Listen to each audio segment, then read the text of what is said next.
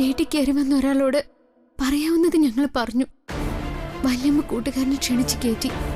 എല്ലാം അവസാനിക്കാൻ പോവാ. നീ അത് ഓർത്തു വെച്ചോ. നിങ്ങൾ പേടിക്കൊന്നും വേണ്ട. കൂട്ടുകാരനെ ഞാൻ ശ്രദ്ധിച്ചോളാം. നീ എങ്ങനെ ഒരു ചെറുപ്പക്കാരനെ ശ്രദ്ധിക്കുന്ന? അവന്റെ കൂടെ നടക്കൂ. കുഞ്ഞൂട്ടൻ ഉണ്ടായിരുന്നെങ്കിൽ അവൻ ഒരു പരിധി വരെ സച്ചയെ കൺട്രോൾ ചെയ്തേനെ. തൃപ്തിയായല്ലോ നിനക്ക്? ഇനി നീ എന്റെ വീട്ടിലേക്ക് വരണ്ട. ഞാനും അങ്ങോട്ടില്ല. നീ ഇങ്ങനൊരു ശിക്ഷ എനിക്ക് തരാൻ പാടില്ലായിരുന്നു ലക്ഷ്മി.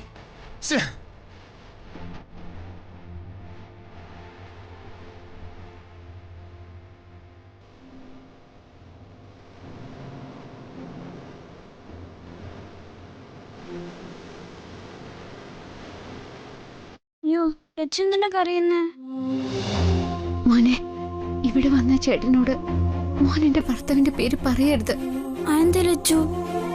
ലച്ചുനത് ദോഷം ചെയ്യും. നന്ദൂട്ടൻ ആ ചേട്ടന്റെ കൂടെ തന്നെ കാണണം. അർജുനേട്ടനോടും നരേന്ദ്രൻ ചേട്ടനോടും മിണ്ടരുതെന്ന് തന്നെ പറയണം. ലച്ചുനെ സങ്കടപ്പെടുത്തുന്നതൊന്നും എന്റെ നന്ദൂട്ടൻ ചെയ്യില്ലല്ലോ. ഇല്ല ലച്ചു, ഞാൻ ആ ചേട്ടന്റെ കൂടെ നിന്നോളാം. ആ, എന്റെ കല്യാണത്തെ പറ്റി ചോദിച്ചാ മോൻ കൂടുതലായി ഒന്നും പറയരുത്. ഇല്ലെന്നേ. സെറ്റ്. വാ.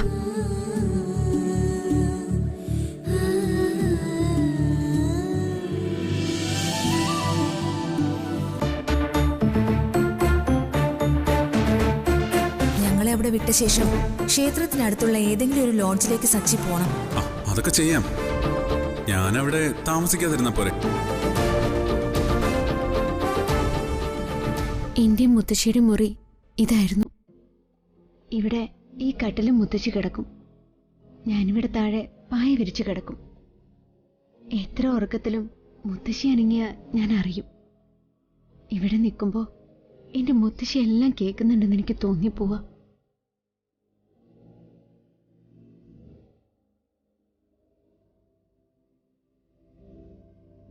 ഇതാണ് മുത്തശ്ശിയുടെ ഫോട്ടോ. മുത്തശ്ശിയുടെ ലച്ചു വന്നു.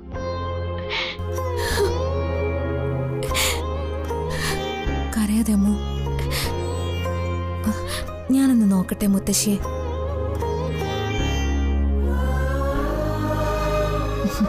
ഈ ഫോട്ടോയിലെ ചിരി കാണുമ്പോ തന്നെ അറിയാം സ്നേഹിക്കാൻ മാത്രം അറിയുന്ന മുത്തശ്ശിയാണെന്ന്. എന്ത് ഭംഗിയാ മുത്തശ്ശിയെ കാണാൻ. എന്തായിരുന്നു അമ്മ മുത്തശ്ശിയുടെ പേര്? ബാലാമണിയമ്മ.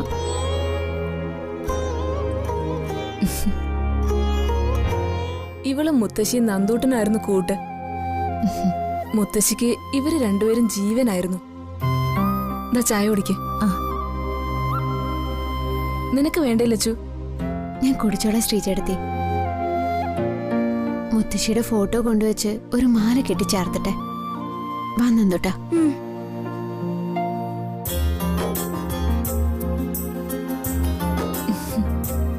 സഞ്ജുവിന്റെ അപ്പച്ചയാണല്ലേ? കാവേരി കണ്ട അങ്ങനെ പറയില്ല. ഞാൻ ആദ്യം കരുതി അവന്റെ ചേച്ചിയാന്നാ. ഞാൻ ഏറ്റവും താഴെയുള്ള അപ്പച്ചിയാ. എനിക്ക് മുകളിൽ 2 പേര് കൂടിയുണ്ട്. കാവേരിക്ക് എത്ര കുട്ടികളാ? അങ്ങനൊരു ഭാഗ്യം എനിക്കുണ്ടായിട്ടില്ല ചേച്ചി. ചികിത്സയൊക്കെ മതിയാക്കി. കാരണം എനിക്കും ഭർത്താവിനും ഒരു തകരാറും ഡോക്ടർമാര് കാണുന്നില്ല. ഇപ്പോ പ്രാർത്ഥന മാത്രമേ ഉള്ളൂ. അതിന് സമയമാവുന്നതേ ഉള്ളൂ. പെരുവണ്ണാപുരത്ത് അമ്മയോട് പ്രാർത്ഥിച്ചിട്ടേ കാവേരി പോകാവൂ. അമ്മുന്റെ കൂടെ ഞാൻ വന്നത് തന്നെ അതിനുവേണ്ടി കൂടിയാ. അവള് പറഞ്ഞ് ഒരുപാട് കേട്ടിട്ടുണ്ട്. ഉറപ്പായും കാവേരിയുടെ പ്രാർത്ഥന സഫലമാകും. ഭർത്താവ് എന്ത് ചെയ്യുന്നു? ബിസിനസ്സുകാരനാ. നിങ്ങളെയൊക്കെ കാണാൻ കഴിഞ്ഞത് തന്നെ വലിയ സന്തോഷാ. എന്റെ മോന് ഹാർട്ടിന്റെ ഓപ്പറേഷന് പണം വേണ്ടി വന്നപ്പോ ലച്ചു സഹായിച്ചത്. കാവേരിയോട് അവള് പറഞ്ഞിട്ടുണ്ടോന്ന് എനിക്കറിയില്ല. ഈ വീടും സ്വത്തുക്കളും ഒക്കെ ലച്ചുവിന്റെ പേരിലാ. അതൊന്നും അവള് പറഞ്ഞിട്ടില്ല. അവളുടെ അമ്മ മരിച്ചുപോയ വിവരമേ പറഞ്ഞിട്ടുള്ളൂ. അവളുടെ അമ്മയുടെ സ്വത്തുക്കളാ ഇതല്ല.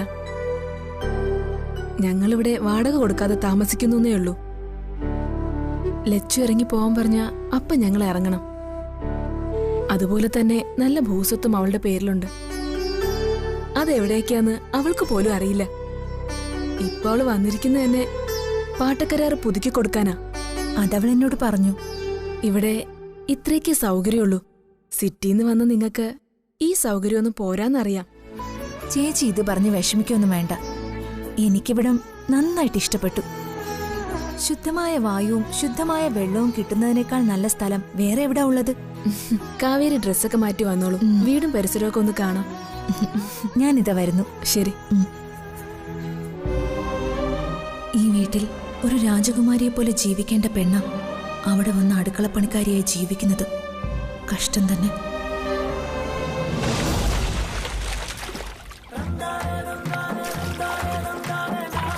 ചേട്ടാ അങ്ങ് പോണ്ട, നല്ല ആഴമുണ്ട്. പോയില്ലേ? എനിക്ക് നീന്താൻ അറിയാൻ നന്ദൂട്ടാ. തിരിച്ചു വാ സച്ചേട്ടാ. നീ പേടിക്കാതെ. നീ പേടിച്ചു പോയോ? അതെ, താഴേക്ക് പോയാൽ നല്ല ചേറുണ്ട്. നീ ഇറങ്ങി വേടാ. എന്നോട് കുളത്തിൽ ഇറങ്ങണ്ടെന്ന് അമ്മ പറഞ്ഞു. ആ സോറിടാ, നീ സുഖപ്പെട്ട് വരുന്നല്ലേ ഉള്ളൂ. ഞാനത് ഓർത്തില്ല. ആ എന്റെ അടുത്ത വരവിന് നമുക്ക് അടിച്ചു പൊളിക്കാം. സച്ചേട്ടി ഇനിയും വരുമോ? പിന്നെ വരാതെ പറ്റില്ലല്ലോ. അധികം വൈകാതെ തന്നെ നിങ്ങളെയൊക്കെ കാണാൻ വരും. സച്ചേട്ടനോട് കൂടെ നല്ല രസമാ. ആ മറ്റു ചേട്ടന്റെ സ്നേഹമൊക്കെ ഉണ്ട്. നല്ല കൂട്ടാവില്ല. ഏത് ചേട്ടന്റെ കാര്യം നീ പറയുന്നത്? അയ്യോ കുഴപ്പമില്ലോ. സച്ചിച്ചേട്ടന്റെ കൂടെ വരുമ്പോ ലച്ചുവിന്റെ ചേട്ടനെ പറ്റി ചോദിച്ചാ ഒന്നും പറയരുതെന്ന് ലച്ചു പ്രത്യേകം പറഞ്ഞതാ. നീ ഏത് ചേട്ടനെ പറ്റി പറഞ്ഞേ? അത് സിറ്റിന്ന് ഒരു ചേട്ടൻ പണ്ടെടുത്ത് വീട്ടിൽ വന്നിട്ടുണ്ട്. ആ ചേട്ടനെ കണ്ട വലിയ ഗമിയാ. നന്ദൂട്ടാ, നിന്നെ ലച്ചുനെ കണ്ട ചേച്ചി അനിയനെ പോലുണ്ട്. ചിലരൊക്കെ അങ്ങനെ പറയാറുണ്ട്. ലച്ചുവിന് അമ്മൂന്ന് പേരുണ്ടോടാ? ആ ചേച്ചി ലച്ചുവിനെ അങ്ങനെ വിളിക്കുന്ന കേട്ടു. കുഴപ്പത്തിൽ ചാടണ്ട. ആ അങ്ങനെയും ചിലരൊക്കെ വിളിക്കും. ഞങ്ങളെ ലച്ചു എന്നാ വിളിക്കുന്ന. ഈ ചേട്ടന് എന്തൊക്കെ അറിയണം? ശരിക്കും കുഞ്ഞൂട്ട എവിടെ പോയതാ? ആ എനിക്കറിയില്ല. മറ്റാരോ നല്ല ജോലി കൊടുക്കാന്ന് വിളിച്ചപ്പോ ഞങ്ങളൊക്കെ മറന്നുപോയെന്നാ അമ്മാമ്മ പറയുന്നത്. അതൊക്കെ മോശമല്ലേ നന്ദൂട്ട? അങ്ങനെ കൂടെ ഉള്ളവരെ മറന്നു പോകാവോ? അതൊക്കെ അവരുടെ ഇഷ്ടം.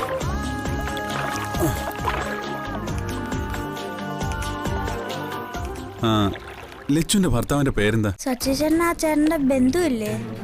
എന്നിട്ട് സച്ചിചേട്ടന്റെ പേരറിയില്ലേ? ഈ ചേട്ടൻ എന്നെ കുഴപ്പത്തിലാക്കും. ഇവനാള് കാണുന്ന പോലെയല്ല. ഇവനെ കുറ്റം പറയാൻ പറ്റില്ല. അമ്മ വീട്ടുകാരെ പറഞ്ഞ് വിശ്വസിപ്പിച്ചിരിക്കുന്നതൊക്കെ നുണകളാ. അവള് ഭർത്താവിന്റെ കൂടെ സുഖമായി ജീവിക്കുകയാണെന്നും വരുന്നത് ബന്ധുക്കളാണെന്നും പറഞ്ഞിട്ടുള്ളതായി യാത്രക്കിടയിൽ അമ്മ പറഞ്ഞിരുന്നു. വരുന്നടാ. ലച്ചുവിന്റെ ഭർത്താവിനെ നീ എന്താ വിളിക്കുന്നറിയാൻ വേണ്ടിയാ ചോദിച്ചത്. എന്നെ സച്ചിയേട്ടൻ എന്ന് വിളിക്കുന്ന പോലെ. ഞാൻ ചേട്ടന്നാ വിളിക്കുന്നേ. ലച്ചുവിന്റെ കൂടെ അവളുടെ ഭർത്താവ് ഇവിടെ വരാറില്ലേ? ലച്ചുവോട് വന്നിട്ടുള്ളതൊക്കെ തനിച്ചാണോ? പോവാം.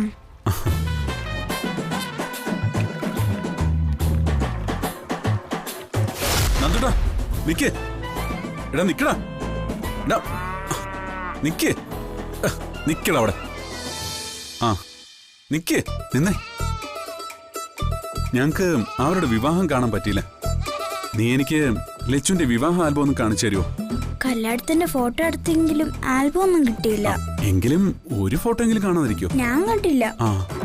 ഉണ്ടെങ്കി അതൊക്കെ കലേച്ചിന്റെ കയ്യിലാവും. ബാ ചേട്ടാ നമുക്ക് പോവാം.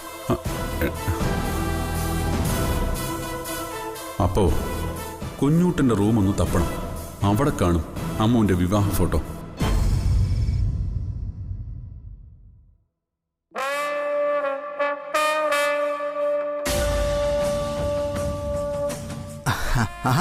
അളിയനെപ്പത്തി അവൾ എഴുന്നള്ളി വിവരമൊക്കെ നാട്ടുകാർ അറിഞ്ഞു കഴിഞ്ഞു. ആളെയും കൂട്ടിയാണല്ലോ അവളെ വരവ്.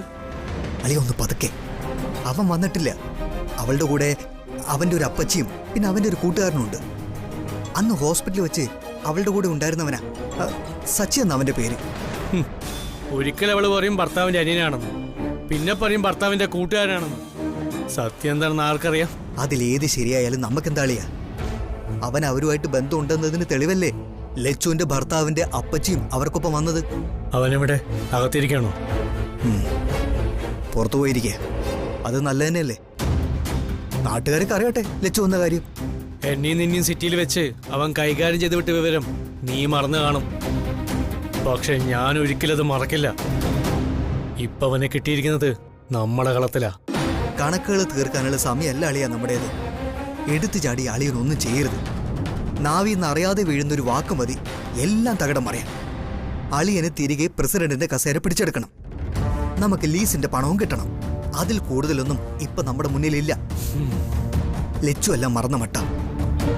നമ്മൾ അവളെ അംഗീകരിച്ചു എന്നുള്ള തോന്നലാണ് അവൾക്കുള്ളത്. അവളുടെ മനസ്സ് തെളിഞ്ഞ ഈ കുടുംബത്തിന് ഐശ്വര്യം വരാൻ പോകുന്നേ. അളിയെ നോക്കിക്കോ, ഉടൻ പഞ്ചായത്ത് ഭരണത്തിനെതിരെ ഒരു അവിശ്വാസ പ്രമേയം വരും.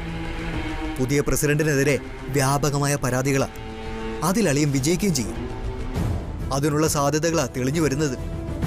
തച്ചിലെടുത്തുകാരുടെ പ്രതാപം തിരിച്ചു വരാൻ പോവുകയാ. ഞാൻ നിങ്ങൾക്കെന്ന് വാക്കുപാലിക്കും. എന്റെ ഭാഗത്തുനിന്നൊരു ഗുണവുമില്ല ദോഷവുമില്ല. ബാടിച്ചിരുന്നാ പോരെ. അത് മതി. ഞാനും അങ്ങനെ ഒരു നിലപാടെടുത്തത്. അവനോട് സഹകരിക്കാനൊന്നും പോയില്ല, എന്നാൽ നമുക്ക് എതിർപ്പുമില്ല. അവളുടെ കൂടെ വന്നിരിക്കുന്നത് ശരിക്കും അവന്റെ അപ്പച്ചൻ തന്നെയാണോടാ? ഞാനങ്ങനെ വിശ്വസിക്കില്ല. അവനവളെ കെട്ടിയ കാര്യം അവന്റെ വീട്ടുകാർക്ക് ഇപ്പോഴും അറിയില്ല. ഏതോ എഴുതിയ കൂട്ടിന് വിട്ടതാ. എന്റെ പൊന്നളിയ, നമ്മൾ അതിന്റെ പിന്നാലൊന്നും പോണ്ട. ലച്ചു എവിടെ ജീവിക്കുന്നു, എങ്ങനെ ജീവിക്കുന്നു എന്നൊന്നും അന്വേഷിക്കാനും നിൽക്കണ്ട. നമുക്ക് കരകയറണം. നാട്ടുകാരിൽ വിശ്വാസം ഉണ്ടാക്കണം. ഇപ്പൊ ആ ഒരു ചിന്ത മാത്രം മതി. ഞാൻ ആലോചിക്കുമായിരുന്നു, തറവാടിന് നാണക്കേട് ഉണ്ടാക്കിയവളെ തിരികെ കൊണ്ടുവന്ന് പൂവിട്ട് പൂജിക്കേണ്ട ഗതികേട് വന്നില്ലേ? റോഡിലിട്ട് പൊതുരെ തല്ല് തന്നവന് സദ്യ ഒരുക്കുന്നു. നടക്കട്ടെ, എല്ലാ പട്ടിക്കും ഒരു ദിവസം വരുമെന്നല്ലേ പറയാറ്.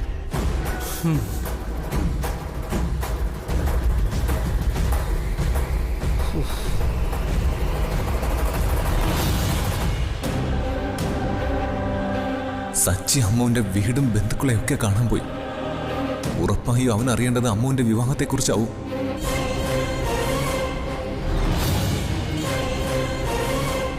നരേന്ദ്രനും അർജുനും ആ വീട്ടിലുണ്ട്. ഉറപ്പായും അവർക്കൊപ്പം കമ്പനി കൂടാനെ സച്ചി നോക്കൂ. ദൈവമേ, ഇങ്ങനൊരു സിറ്റുവേഷൻ എന്റെ ജീവിതത്തിൽ ഉണ്ടായിട്ടില്ല.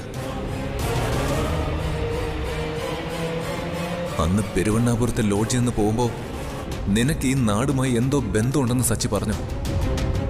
അന്ന് ചിരിച്ച് ഞാൻ തള്ളിക്കളഞ്ഞു. എല്ലാം ഇന്നവൻ തിരിച്ചറിയാൻ പോവാ.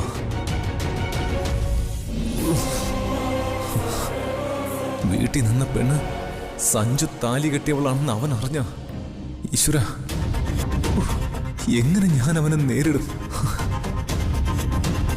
ജീവിതത്തിൽ ആർക്ക് വേണ്ടിയും ഒരു ഉപകാരവും ചെയ്യരുത്.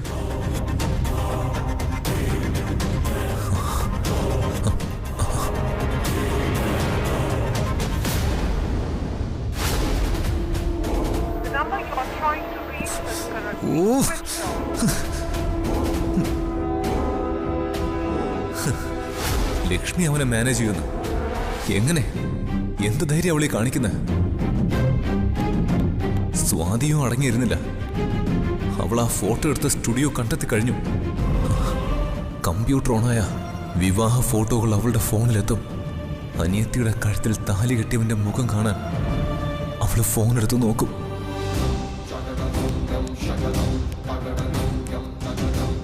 അവള് കാണാൻ പോകുന്നത്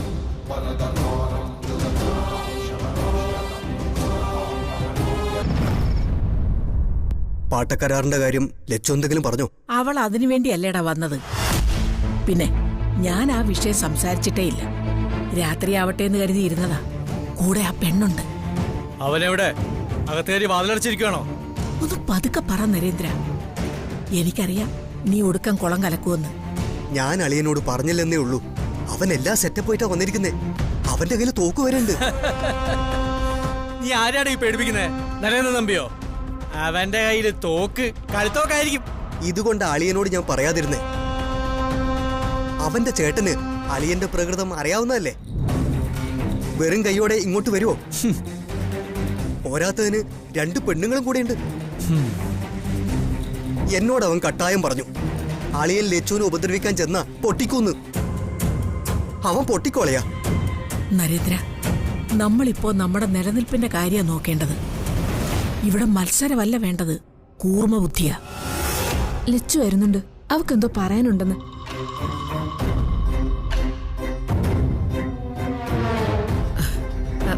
എന്താ മോളെ? വരുന്ന വഴി ഞാൻ സുഗതം വക്കീലിനെ കണ്ടിരുന്നു. വക്കീല് എഗ്രിമെന്റ് തയ്യാറാക്കി വെച്ചിട്ടുണ്ടായിരുന്നു. ഞാനതിൽ ഒപ്പിട്ട് കൊടുത്തു. ഇതാ വലിയ എഗ്രിമെന്റ്. ഇത് അഡ്വാൻസ് ആയി തന്ന പണം. ബാക്കി മുന്നത്തെ പോലെ പറഞ്ഞ കാലാവധിക്ക് തന്നെ തരും.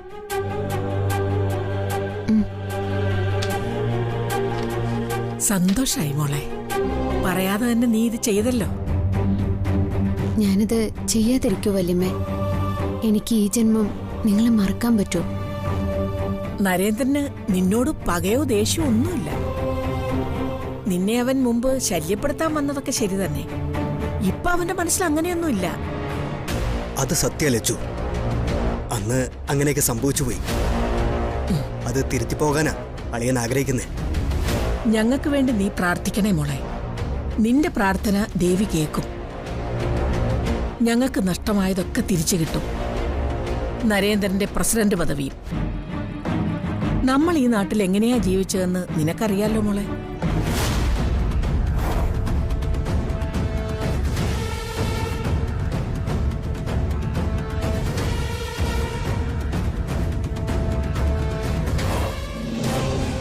നീ പേടിക്കൊന്നും വേണ്ട. ഞാൻ നിന്നെ ഉപദ്രവിക്കാനൊന്നും പോകുന്നില്ല. അർജുൻ പറഞ്ഞ സത്യ. എനിക്ക് നിന്നോട് ഒരു വിരോധവുമില്ല. നിന്നെ ഞാൻ മറ്റൊരു കണ്ണിൽ കണ്ടിരുന്നില്ല. നിനക്ക് നന്നായിട്ടതറിയാം. നിന്റെ വല്യമ്മ ഇവനും ചേർന്ന് നിന്നെ എനിക്ക് കല്യാണം കഴിപ്പിച്ച് തരാമെന്ന് പറഞ്ഞ് മോഹിപ്പിച്ചു. അപ്പോഴും അതൊന്നും ശരിയാവില്ലെന്നാണ് ഞാൻ പറഞ്ഞത്. പിന്നെ എങ്ങനെയൊക്കെയോ കല്യാണത്തിന് എനിക്കും സമ്മതമായി. ചതി തന്നെയാണ് ഞാൻ നിന്നോട് ചെയ്തത്. അത് ഞാൻ സമ്മതിക്കുന്നു. കല്യാണം നടന്നില്ല. നിന്റെ തലയിൽ എഴുതിയ വിധി മറ്റൊന്നായിരുന്നു. അത് മായ്ച്ചു കളയാൻ മനുഷ്യർ വിചാരിച്ചാലൊന്നും നടക്കില്ലല്ലോ. പക്ഷെ എനിക്കത് വലിയ അപമാനവും നാണക്കേടുമായി. നരേന്ദ്രൻ തമ്പിയുടെ മുഖത്ത് നോക്കാൻ പേടിച്ചവരൊക്കെ പിന്നാലെ നടന്ന് കോഴി വിളിച്ചു. എനിക്ക് ഭ്രാന്ത് പിടിച്ചെന്ന് പറഞ്ഞാൽ മതി. നിന്നോട് പകയായി, കൊല്ലാനുള്ള പക. അങ്ങനെ കാട്ടിക്കൂട്ടിയതാ. അതൊക്കെയാ പിന്നീട് നീ അനുഭവിച്ചത്. ഇപ്പൊ തിരിഞ്ഞു നോക്കുമ്പോ എനിക്ക് വലിയ വേദനയുണ്ട്. ഇനി അങ്ങനെയൊന്നും ഉണ്ടാവില്ല. നിന്റെ പിന്നാലെ ഞാനിനി വരാനും പോകുന്നില്ല. നിന്നോട് ഞാൻ ചെയ്തത് നീ ക്ഷമിച്ചേക്കാൻ. അയ്യോ, നരേന്ദ്രൻ ചേട്ടൻ എന്നോട് ക്ഷമയൊന്നും പറയണ്ട. ഞാനതൊക്കെ മറന്നു കളഞ്ഞു. എന്നാ ഇത് നിന്റെ കുടുംബമാണെന്ന് എഴുതി ഞങ്ങൾക്ക് വേണ്ടി പ്രാർത്ഥിക്കണം. എനിക്കെന്റെ പദവി തിരിച്ചു കിട്ടണം. അതിൽ കൂടുതൽ ഒന്നും എനിക്ക് വേണ്ട. ഞാൻ പ്രാർത്ഥിക്കാം. മതി, അത്ര മതി. എനിക്ക് സന്തോഷായി. വാടാ. എന്നാ മോള് വാ. ഉടനെ അവർക്ക് അത്താഴം കൊടുക്കണം. വാ. ഇത് അഭിനയമല്ലാതെ മറ്റെന്താ? പാവം ലച്ചു അത് വിശ്വസിച്ചു.